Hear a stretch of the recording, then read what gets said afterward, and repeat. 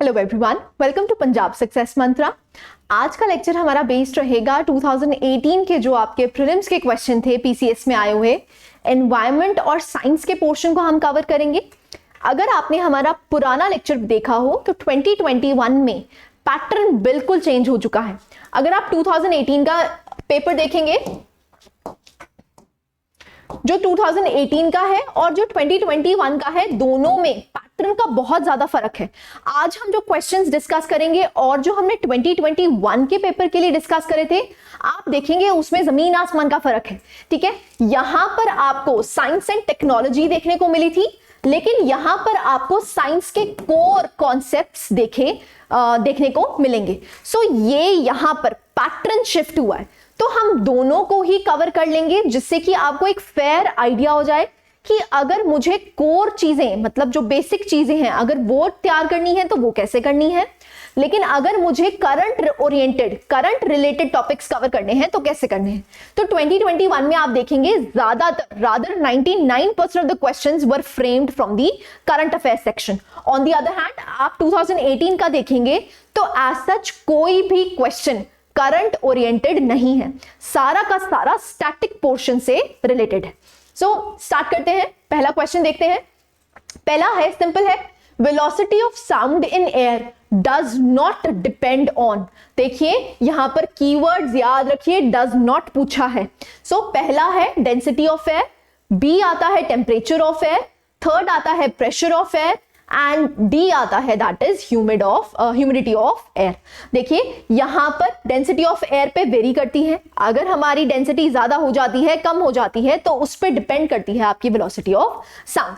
ऐसे ही टेम्परेचर पे भी डिपेंड करती है, अगर टेम्परेचर ज्यादा हो जाता है तो वेलोसिटी भी ज्यादा हो जाती है, लेकिन प्रेशर ऑफ एयर पे ये डिपेंड नहीं करती। सो यहां पर डज नॉट पूछा था, so answer becomes C, that is pressure of air पे ये डिपेंड नहीं करती। This is question number 1। Question number 2 देखते हैं। स्टैटिक है, सिंपल क्वेश्चन है अगर आपने साइंस पढ़ी हुई है। ठीक है, सेकंड क्वेश्चन देखते हैं। What happens when light travels from air to glass. Again अगर आपने 10th क्लास की एनसीईआरटी रीड करी है तो आप ये क्वेश्चन इजीली कर सकते हैं। अब देखिए क्या होता है, जब भी मीडियम चेंज होगा, मीडियम चेंज करने का मतलब होता है अगर आपकी कोई भी चीज एयर से ट्रैवल करते हुए, यहां पर ये ग्लास है, ठीक है, मतलब मीडियम चेंज हो चुका है।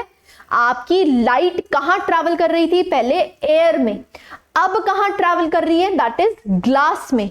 तो यहां पर जब भी मीडियम चेंज होता है तो लाइट क्या करती है, बेंड करती है, और उस फिनोमिना को हम बोलते हैं रिफ्रैक्शन ऑफ लाइट। सो यहां पर रिफ्रैक्शन ऑफ लाइट होगी। अब आपने ध्यान रखना है, अगर एयर और ग्लास की बात हो रही है तो कंपैरेटिवली एयर जो है वो लेस डेंस है एज कंपेयर टू ग्लास। सो ये कौन सा मीडियम है, it is rarer medium. So if it is a rarer medium and it is going to the denser medium, so it will bend towards the normal. It will bend towards the normal. So answer क्या होगा, it will bend towards the normal. I'm sorry. So answer क्या हो जाएगा, that is A. ठीक है, simple question है। अगर आपको रिफ्रैक्शन ऑफ लाइट आता हो। नेक्स्ट क्वेश्चन पे चलते हैं, थर्ड क्वेश्चन देखते हैं।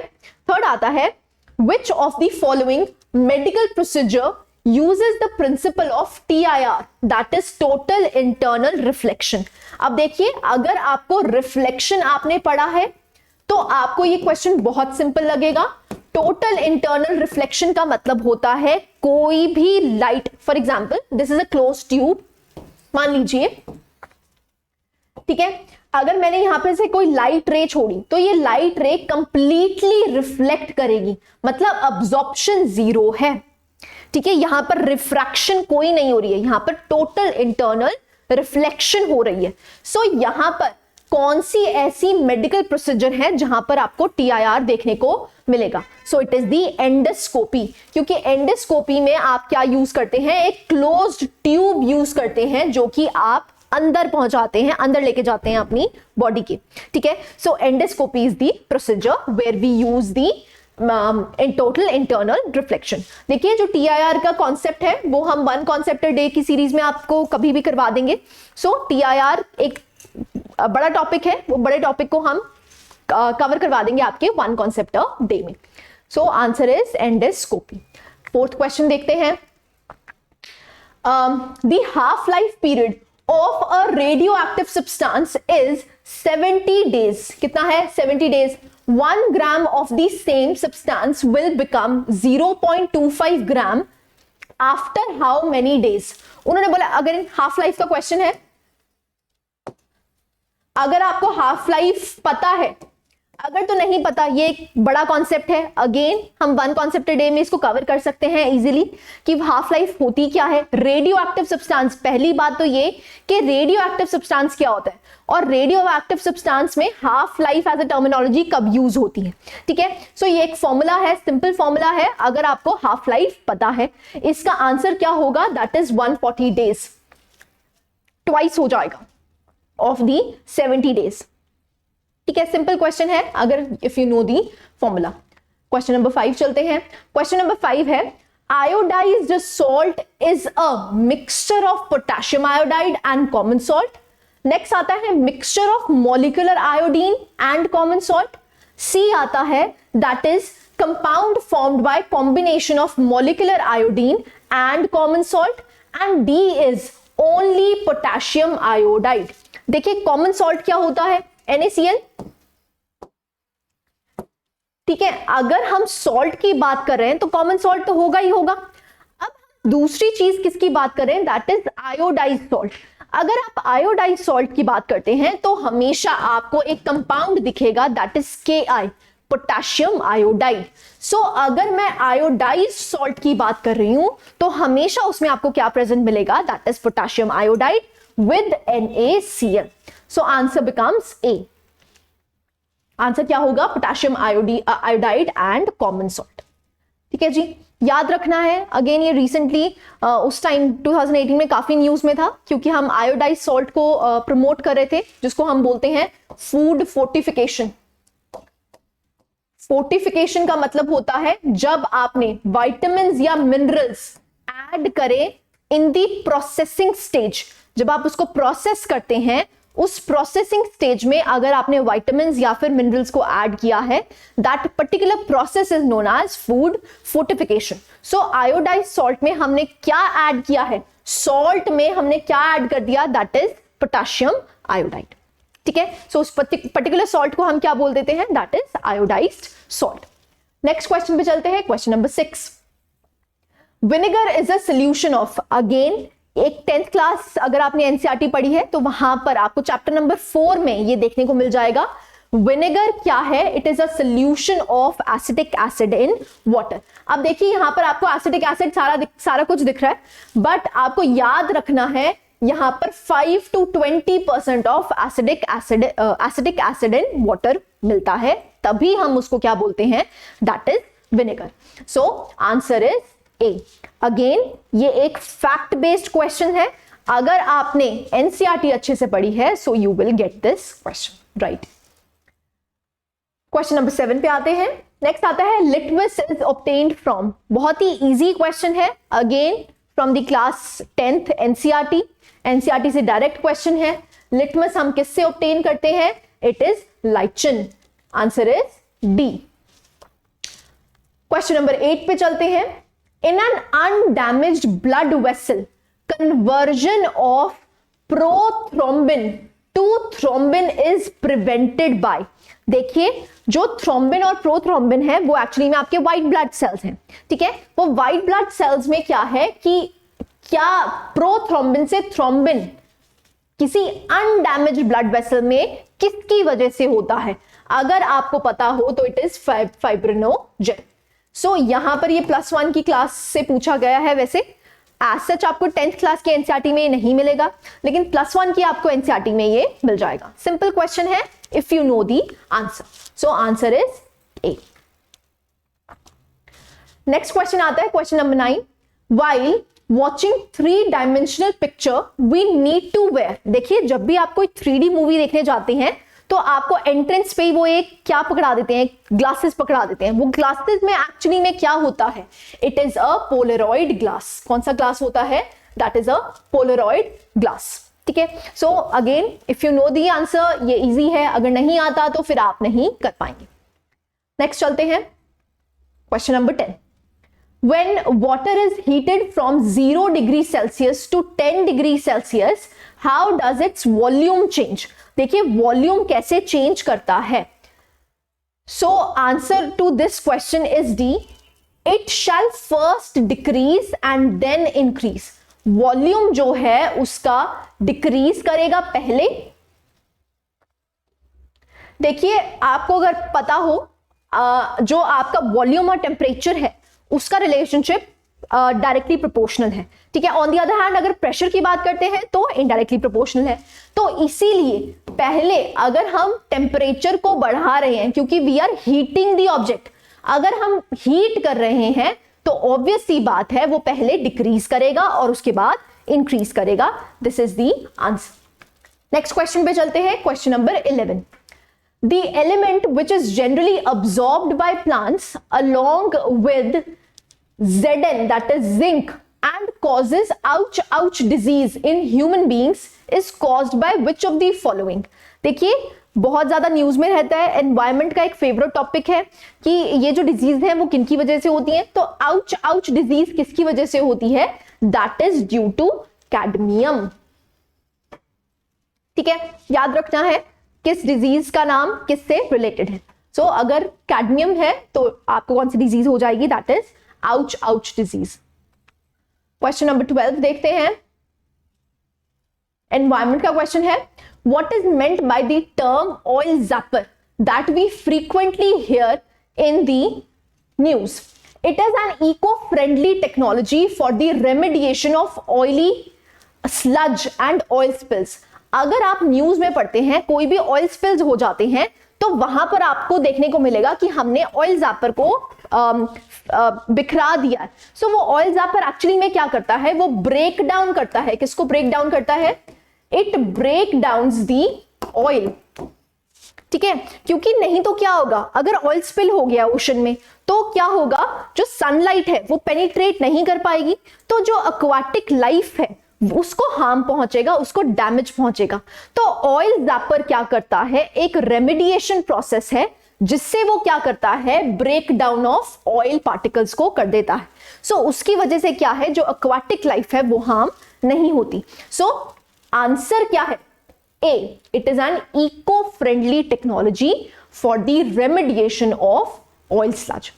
देखिए और भी आपको ऐसा नहीं है कि सारे स्टेटमेंट्स रीड नहीं करते हैं, सबसे पहले you have to read the statements, read करके उसके बाद आपने आंसर करना है। ठीक है, सो इसका आंसर क्या है, that is answer A, which it is a eco friendly technology. Next question पे चलते हैं। नेक्स्ट क्वेश्चन ये हमने वन कॉन्सेप्टेड डे सीरीज में अच्छे से पढ़ा था कि what is the difference between CFL and LED lamps. अच्छा क्वेश्चन पूछा गया है। अगर आप 2021 का यूपीएससी का क्वेश्चन पेपर भी उठा के देखते हैं, वहां पर भी उन्होंने क्वेश्चन पूछा हुआ है difference between CFL and LED। Sorry, CFL में नहीं पूछा है, वो क्वेश्चन थोड़ा फ्रेम्ड इसी के अकॉर्डिंग है। तो अगर आपको ये क्वेश्चन नहीं आता है, आप वन कॉन्सेप्ट सीरीज में जा सकते हैं और वहां पर देखिए, वहां पर लिखा होगा टाइप्स ऑफ लाइट बल्ब्स। ठीक है, सो वहां से आपको ये क्वेश्चन इजीली समझ आ जाएगा। इसका आंसर क्या है, that is answer is C, 1 and 3 are correct. पढ़ लेते हैं क्वेश्चन क्या है। To produce light a CFL uses mercury vapor and phosphor while an LED uses the semiconductor material। सो ये हमने उस सीरीज में अच्छे से पढ़ा था कि जो आपकी LEDs हैं वो क्या यूज करती हैं, सेमीकंडक्टर्स यूज करती हैं। On the other hand CFL क्या यूज करती है, दैट इज मर्करी यूज करती है। सेकेंड स्टेटमेंट देख लेते हैं, the average life span of CFL is much longer than that of the LED।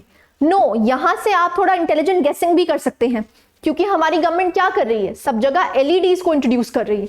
तो क्यों कर रही है, क्योंकि वो एक तो एनर्जी एफिशिएंट होगी और दूसरा क्या होगा, उसकी लॉन्गर लाइफ स्पैन होगी, ऑब्वियस सी बात है।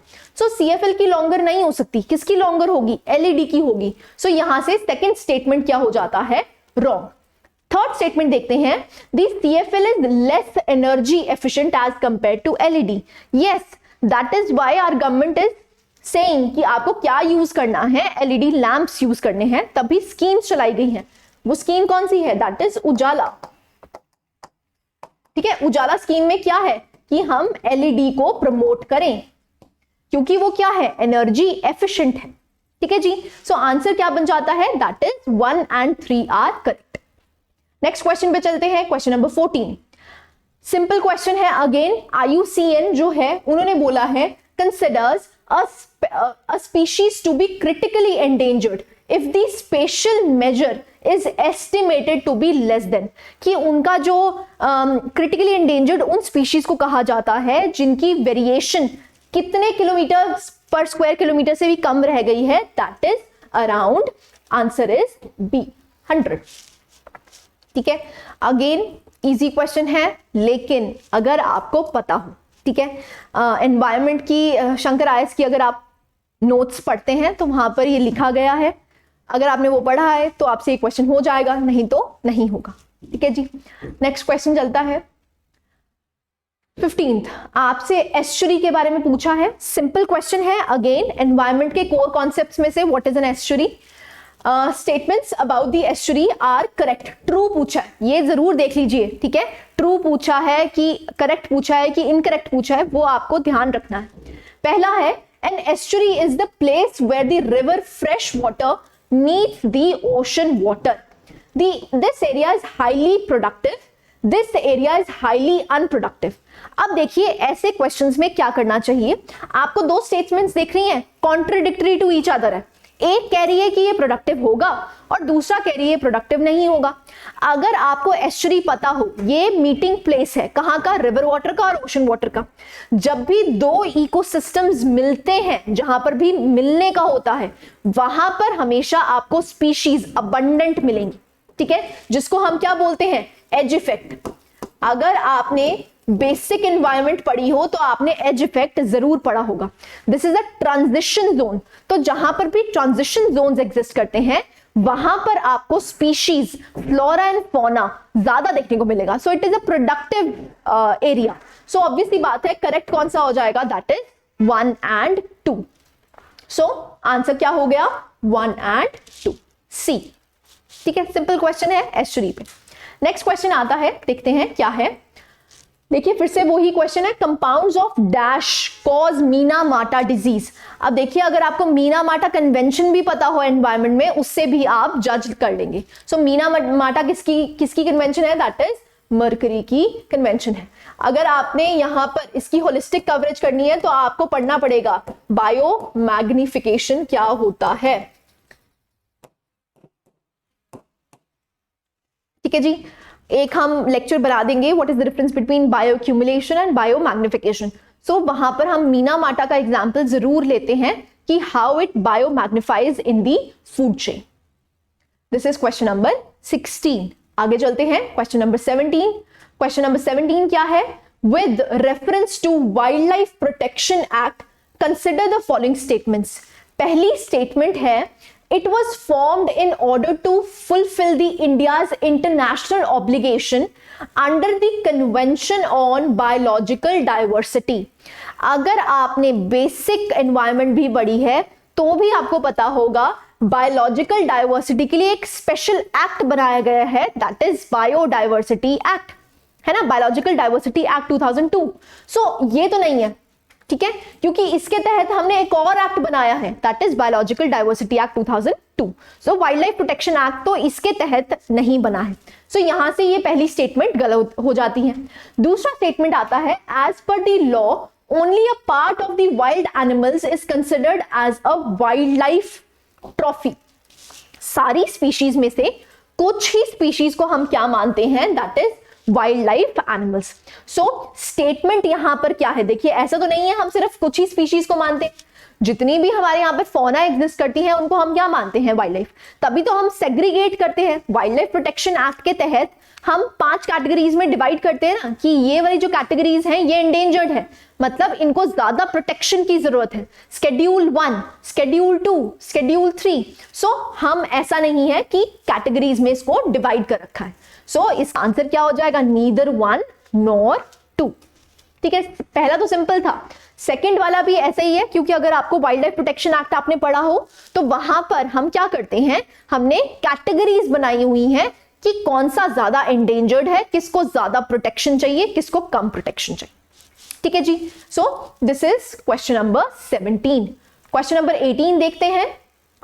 इंटीग्रेटेड वाटरशेड डेवलपमेंट प्रोग्राम के बारे में आई हुई है, इसके बारे में आपको करेक्ट स्टेटमेंट्स बतानी है।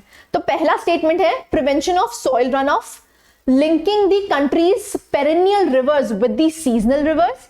थर्ड आता है rain water harvesting and recharge of ground water table. And fourth आता है that is regeneration of natural vegetation. देखिए, जब भी ऐसा कोई क्वेश्चन आता है तो जितने भी पॉजिटिव स्टेटमेंट्स हैं, क्योंकि अगर हमारी गवर्नमेंट कोई प्रोग्राम लॉन्च कर रही है तो उसके मल्टीपल बेनिफिट्स होंगे, ऐसा तो नहीं है कि सिर्फ एक ही बेनिफिट करना है। ठीक है, सो यहां पर अगर हमने इंटीग्रेटेड वाटरशेड डेवलपमेंट प्रोग्राम चलाया है तो ऑब्वियस सी बात है उसका एजेंडा क्या होगा, ब्रॉड होगा, वाइडेंड होगा। तो जो भी आपको पॉजिटिव स्टेटमेंट्स देखने को मिल रही हैं वो सारी की सारी स्टेटमेंट्स क्या होंगी, करेक्ट। ठीक है, सो यहां पर क्या है, पॉजिटिव स्टेटमेंट कौन सी है कि हाँ सॉइल कंजर्वेशन करना चाहते हैं। अब यहां पर ऐसा कुछ नहीं है कि पेरेनियल रिवर्स को हम सीजनल रिवर्स से मिलाना चाहते हैं, ऐसा कुछ भी नहीं है, ये तो इंटरलिंकिंग हो गई। ठीक है, ये इंटीग्रेटेड वाटरशेड डेवलपमेंट नहीं है, ये तो इंटरलिंकिंग ऑफ रिवर्स हो गया, राइट। सो ये वाला जो दो स्टेटमेंट गलत हो गई। थर्ड स्टेटमेंट हमें ठीक लग रही है, क्योंकि हम क्या कर रहे हैं, रेन वाटर हार्वेस्टिंग से हम क्या करना चाहते हैं, हमारे जो ग्राउंड वाटर टेबल है उसको एनहांस करना चाहते हैं। फोर्थ क्या है कि हमें रीजनरेट करनी है अपनी natural vegetation. Yes, it is a positive statement. So यहां पर आंसर क्या बन जाएगा, इट इज इजी 1, 3 एंड 4। ठीक है जी। So this is question number 18। आगे चलते हैं क्वेश्चन नंबर 19। क्वेश्चन नंबर 19 है when a ball drops on the floor it bounces, this is according to which law of motion? सिंपल है, third law of motion, to every action there is equal and opposite reaction. So जब भी ball drop करेगी तो वो वापस bounce करती है। वो क्यों करती है, जिस फोर्स से आपने मारी उसी फोर्स से आपको वो बैक आती हुई दिखेगी। तो सिंपल कॉन्सेप्ट, कौन सा कॉन्सेप्ट है, that is Newton's third law of motion. अगर आपने क्लास 9th पढ़ी हो, क्लास 9th की एनसीईआरटी साइंस, सिंपल साइंस, तो वहां से आपको ये क्वेश्चन इजीली पता चल जाएगा। नेक्स्ट देखते हैं question number 20। The hydraulic brake used in the automobiles is a direct application of which of the following? पहला आता है आर्किमिडीज प्रिंसिपल, दूसरा आता है टॉरसलीज, थर्ड आता है बर्नौलीज थ्योरम एंड डी आता है पास्कल्स लॉ। देखिए, अगर आपको हाइड्रोलिक ब्रेक्स के बारे में पता हो, दैट इज +1, ये +1 की एनसीईआरटी से पूछा गया है फिजिक्स की। यहां पर आंसर क्या है, पास्कल्स लॉ। देखिए, पास्कल्स लॉ क्या कहता है, अगर एक क्लोज ट्यूब है और उसके अंदर फ्लूइड है, अब फ्लूइड कुछ भी हो सकता है, चाहे वो लिक्विड हो चाहे वो गैसियस हो, तो उसको हम क्या बोल देते हैं, फ्लूइड। सो उनके कहने का मतलब है जितना फोर्स आप यहां पर अप्लाई करेंगे, सपोज ये यहां पर था, तो जब आपने फोर्स अप्लाई करी तो ये क्या हो गया, लेवल डाउन हो गया, उतने ही लेवल से यहां पर पानी बढ़ जाएगा। यहां पर जो फोर्स लगेगी वो इक्विवेलेंट लगेगी फोर्स 1 से। So force 1 will be equal to force 2. So this is what you know. यहाँ पर यही कॉन्सेप्ट किस में यूज होता है, हाइड्रोलिक ब्रेक्स में यूज होता है। ठीक है, तो जितना फोर्स आप यहाँ पर लगाएंगे उतना ही फोर्स यहाँ पर लगेगा। सो आंसर क्या है, that is Pascal's law. Hydraulic brakes are there. So this was the questions. आप देख सकते हैं कितने सारे क्वेश्चंस पूछे गए हैं, around 20 questions from science and environment. दोनों ही टॉपिक्स आपके बहुत ज्यादा इंपॉर्टेंट है। अगर आपने 2021 का भी क्वेश्चन पेपर उठा के देखा हो, वहां पर चाहे वो करंट ओरिएंटेड था, लेकिन फिर भी साइंस एंड टेक्नोलॉजी से और एनवायरमेंट से अराउंड 20 क्वेश्चंस पूछे गए थे। सो ये वाला जो सेक्शन है वो एक छोटा सेक्शन है। साइंस को कवर करना आसान है। अगर आपने 9th 10th पढ़ ली है तो अगर 20 क्वेश्चन पूछे जाते हैं आपसे तो उसमें से आपको 18 क्वेश्चन तो आते ही आते होंगे। ठीक है, छोटा टॉपिक है लेकिन इसकी अगर आपने होलिस्टिक कवरेज कर ली है तो आंसर करना बहुत ज्यादा आसान है। सो आप देख सकते हैं ट्रांजिशन 2018 से 2021 का पेपर, 2021 में आपको मल्टीपल स्टेटमेंट्स देखने को मिलती हैं, लेकिन 2018 में आपको एज सच कोई भी मल्टीपल स्टेटमेंट के क्वेश्चंस नहीं देखने को मिलते हैं। स्ट्रेट फॉरवर्ड क्वेश्चंस हैं, if you know the answer you know the answer, वहां पर कोई इंटेलिजेंट गेसिंग की जरूरत नहीं है। लेकिन 2021 का अगर आप पेपर उठा के देखेंगे तो हमने वहां पर डिस्कस किया था कि कैसे आप एलिमिनेट कर सकते हो अपने आंसर्स और एक डेफिनेट आंसर तक पहुंच सकते हो। लेकिन यहां पर बिल्कुल स्ट्रेट फॉरवर्ड क्वेश्चंस है, बहुत इजी क्वेश्चंस हैं अगर आपने एनसीईआरटीज रीड करी है और एनवायरनमेंट की होलिस्टिक कवरेज की है। सो this was your 2018 paper. I hope you like the lecture. Thank you very much.